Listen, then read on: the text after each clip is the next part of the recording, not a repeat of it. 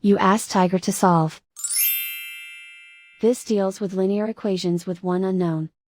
The final result is x equals -33. Let's solve it step by step. Move the negative sign from the denominator to the numerator. Group all constants on the right side of the equation. Add 2 to both sides. Simplify the arithmetic.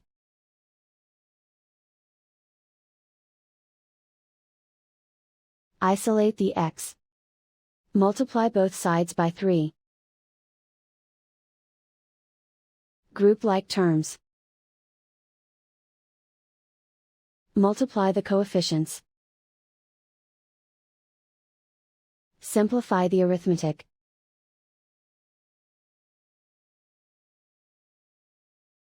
Convert the x into a positive number. Multiply both sides by -1.